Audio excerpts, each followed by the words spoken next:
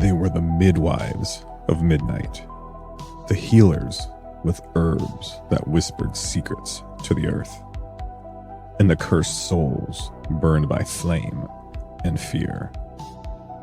For centuries, they were hunted, not because of their evil, but because of their power. Tonight, we peel back the veil of history and step into the haunted shadow of the witch. From blood-soaked fields of Salem to the ancient woods of Eastern Europe.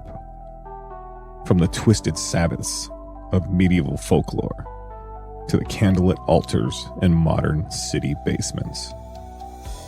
Witches have never truly vanished. They've only gone deeper, underground, unseen. But what happens when one is awakened? When the circle is drawn in blood? When the spell is cast beneath the dying moon? This is Project Black Garden, a Monsters and Myths podcast. Season 3, The Lotus Files. File number 009. And tonight, we invite you into the coven. I'm your host, Michael. But be warned, not every witch rides a broom. Some walk beside you.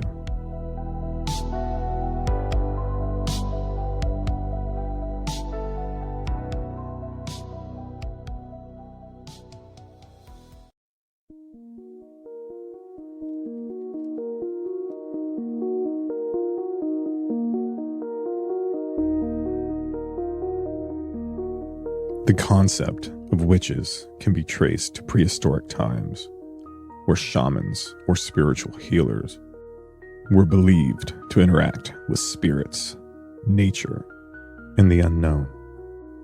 Early societies often had figures, male and female, who used herbs, rituals, and incantations to heal, protect, or curse. These became the proto-witches. In Babylonian records, references to witchcraft include spells to banish evil sorcerers. Magic was part of life, but harmful sorcery was punished. Witches could be drowned or executed if found guilty. Ancient Egyptian magic was both divine and practical. Witches and priests often overlapped, invoking gods to cure illness or control fate. In Greece, figures like Circe and Medea in mythology embody the powerful, dangerous female sorceress archetype. The philosopher Plato warned against witches and poisoners, revealing growing mistrust of independent female magical figures. In medieval Europe, as early Christian views spread, pagan practices were rebranded as demonic. Female healers and midwives were particularly targeted. The church initially denied witches power as superstition, but this changed with time. From the 1450s to the 1750s, witch hunts were fueled by fear of heresy, misogyny, and social unrest. Witch hunts exploded across Europe. In 1487, the hammer of witches became the manual for identifying and executing witches.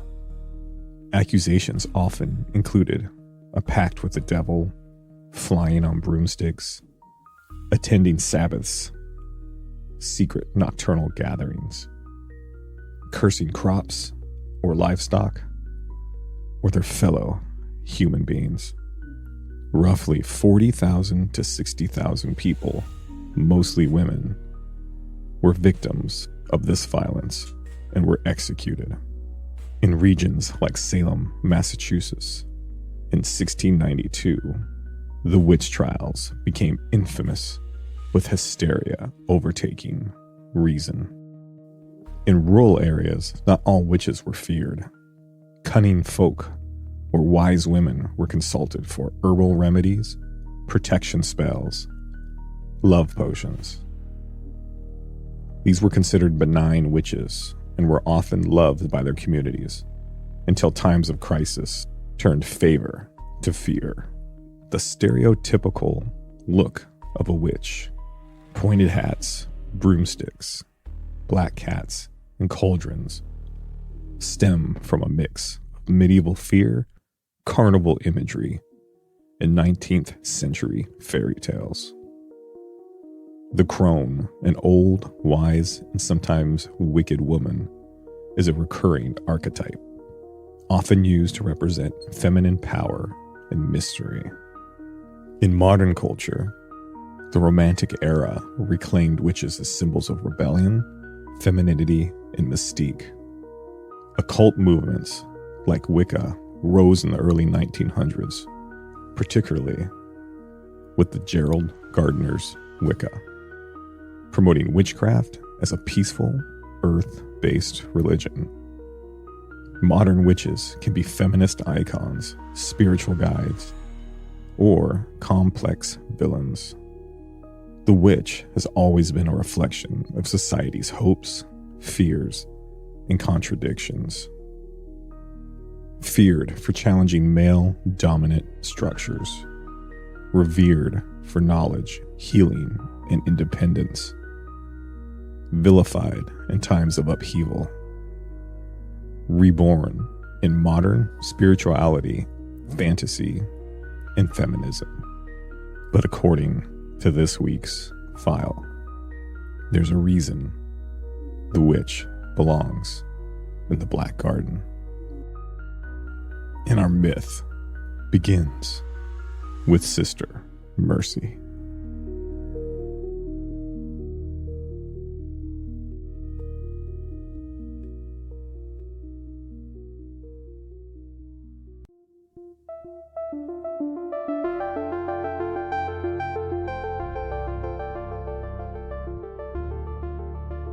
This episode's file is a little different, as it didn't have any involvement with my great uncle Sam or his team, but it was discovered, written in a private journal of one of my great uncle's few friends and former commanding officer, Sergeant Beckett.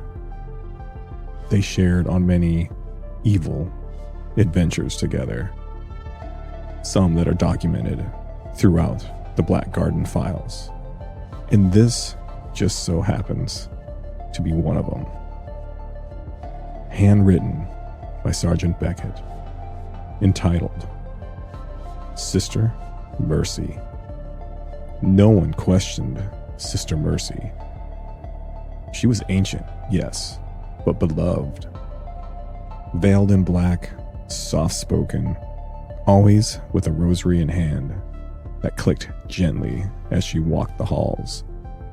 Her presence soothed even the most restless of children and calmed the grief of mourning parents. They said it was as if her eyes were tired from years of prayer. But if you looked too long, you'd notice her eyes never blinked. The disappearances started slow at first, but as the body count piled up, it was hard to ignore. The children were the first to go. One here, two there, then families, homeless people. Excuses were made. They're just runaways, or they come from broken homes. Maybe the cold, black river took them. The church tried its best to offer comfort, and Sister Mercy prayed harder. But Michael, a boy barely 9 years old, with a slight lazy eye and a fondness for little creatures, lizards, frogs, you name it, he chased it. He left a note under his pillow one night, before he vanished. This note read, "She sings to us in Latin. She feeds us sugar and makes us drink a weird, dark tea, but it's bitter and tastes like metal. I'm starting to think she's not real. She never blinks, and her eyes, they seem not real either. I think she's someone else. That's not right. I think she's wearing someone else." Though the authorities eventually decided that this was a story from a broken child's damaged mind, a specialist was eventually brought in. Retired Staff Sergeant Beckett. Sergeant Beckett never truly slept. He was always ready. From Iraq, Kandahar, and every secret assignment throughout Saudi Arabia, the places stuck to his bones like oil. He came to care for his great-nephew, Colton, after the boy's mother died in a tragic fire. Royce didn't believe in much anymore. He had seen the worst in humanity, and he had done the unforgivable in his past. But what little he clung to that kept him human and grounded was the love he had for Colton and protecting the kid at all costs. When Colton came home from altar service one Sunday, he was shaking. Sergeant Beckett asked, "What happened? What's wrong?" And without hesitation, he looked up with tears in his eyes, trembling, and said, "She said my blood smelled like courage." That night, Royce sat up in his truck outside St. Augustine's Church. He watched as Sister Mercy exited the building and slipped silently into the forest that led behind the building. She made her way through an old cemetery, but she didn't walk. It was as if she glided. Though he thought it was a mistake, he followed. He found the entrance beneath the altar, hidden beneath layers of wax, dust, and forgotten grief. A spiral staircase twisted downward into the dark. The air reeked of iron, rot, and old candle smoke. Sergeant Beckett led, flashlight in one hand, pistol in the other. Colton followed close behind, clutching a wooden crucifix, his knuckles pale white. At the bottom, they entered a cavern not made by human hands, too round, too wet. The walls seemed to pulse faintly, like a breathing lung. The room was lit by candles made of tallow and something darker. It was later discovered that it was wax mixed with blood. There were jars, too many jars. They were medium-sized, and each one held something small within inside it. One had a row of eyeballs, still twitching. A few of the jars had little tongues pierced with pins, and some had hands, barely larger than doll parts, fingers curled in death. With his breath growing faint, he noticed the twisted altar that stood at the center of the room. And on it, her veil cast aside, was Sister Mercy, or whatever wore her skin. She looked like death wearing a disguise, face long, tight with black veins, unhealthy teeth, too many, too sharp, They lined her mouth like fish hooks. Her eyes glowed amber, sideways like a goat's. Her hands had grown long and wiry, with nails like obsidian. And horrifyingly, she was feeding. Unfortunately, they both saw it, though Sergeant Beckett tried to stop Colton from seeing it. But they both saw all of it. The child was limp but alive, his chest rising in tiny whimpers. Sister Mercy held him like a mother would, if that mother had beastly claws. She whispered in Latin, her voice thick and wet, her pale lips barely brushing the boy's ear. Then, with a casual, almost tender motion, she opened his belly like a sack of grain with her sharp, long fingernail. Steam rose from the wound. Suddenly, she buried her face in it. The noises were wet, sickening, like an animal, but it was wrong. She chewed on the liver, cracking bone with her teeth, and licked her fingers one by one, humming softly as she fed.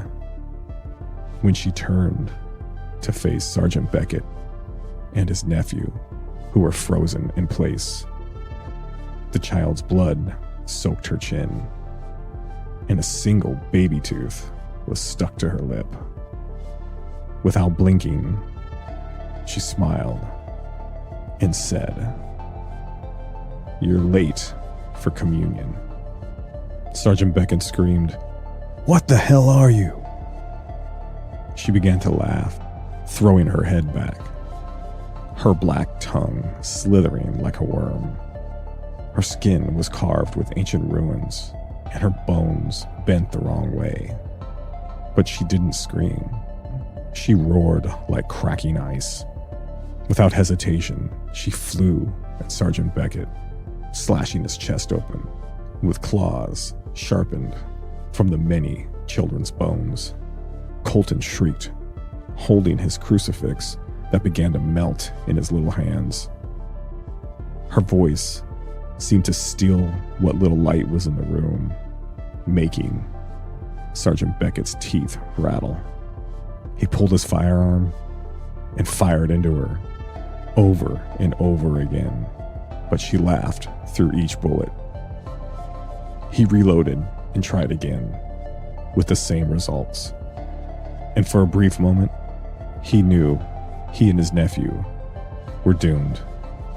And that's when Colton began to shake uncontrollably and seemed to be possessed by something otherworldly, and he screamed one word: her name. He later would say that that name came to him in a dream. Her legs twisted, her face cracked like pottery, and she began to freeze in place as Colton screamed her name again. "Elvira!" Sergeant Beckett took this moment to reload one last time and fired again, this time aiming for her unblinking eyes.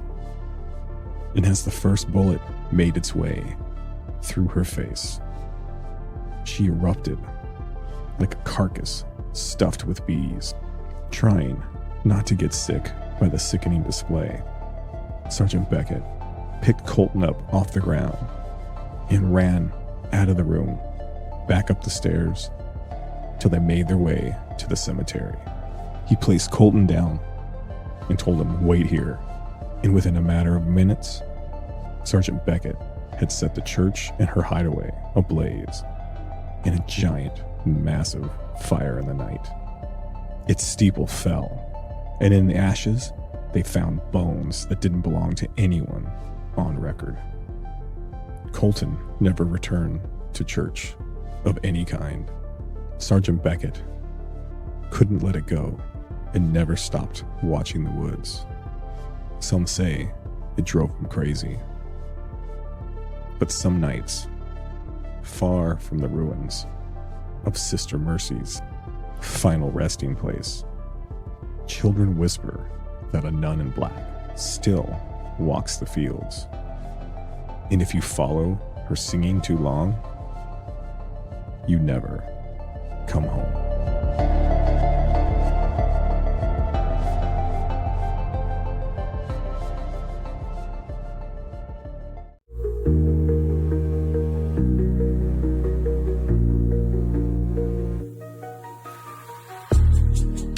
All right, fellow gardeners, that was a nice, creepy file. Now attached to this file were official government pictures of the scene, of children's bones, what was left of the church, and one reported official sighting of Sister Mercy after her death. It was a shadow in the woods with two amber slits shaped like goat eyes that stare right back at the camera. I'll upload the picture as soon as I can. So watch my socials at Gardener Michael on X or Twitter and TikTok and Instagram. You can also reach out to me with my personal email at pbgharvest@gmail.com. Just like a fellow listener did when she reached out to tell me her encounter with a possible witch. Subject: she followed us home from New Orleans. Dear Project Black Garden, I don't even know if what happened to us in New Orleans can be explained in words. But I've been listening to your show for months, and it finally gave me the courage to share this. My boyfriend and I were on vacation last October, staying just outside the French Quarter. It was supposed to be romantic. Old streets, ghost tours, jazz drifting through the air at night. But something followed us there. Something old. One evening, we wandered off the tourist paths and into a narrow stretch of streets where even the music seemed to fade. That's when we saw her. She was standing under a flickering street lamp near a crooked iron gate, wrapped in black cloth that looked too heavy for the warm air. Her face was thin and pale, but her eyes were dark and impossibly deep, like they were swallowing the light around them. She smiled when she saw us, but it wasn't a friendly smile. It was like she had been waiting for us. She whispered something in a language I didn't recognize. My boyfriend said it sounded like prayers being spoken backward. After that night, things started happening. We'd wake up to scratches on the inside of our hotel room door. Not on the outside, on the inside. As if something had been in there with us the whole time.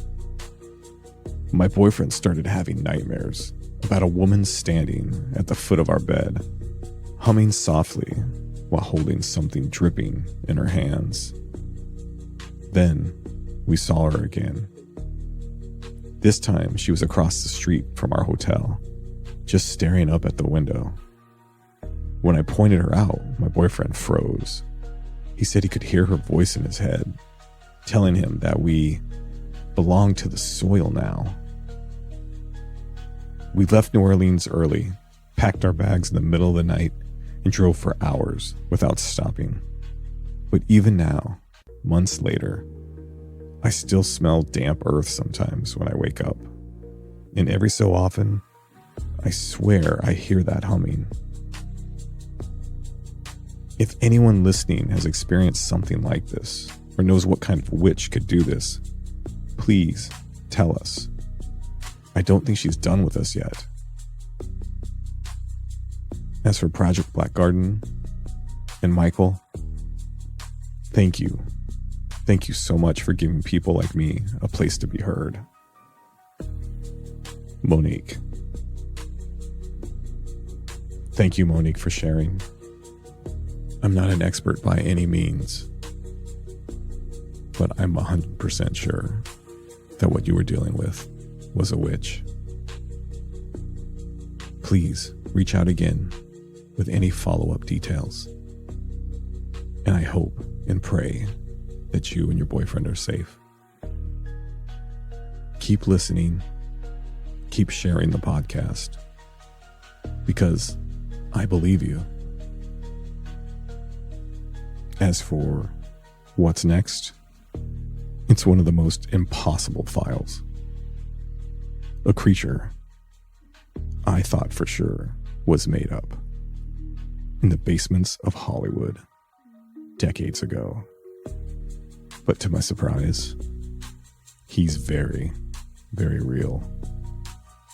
So come back next time when we chase down the myth of the real Invisible Man. I'm your host, Michael, and you've been listening to Project Black Garden, a Monsters and Myths podcast. Season 3, The Lotus Files.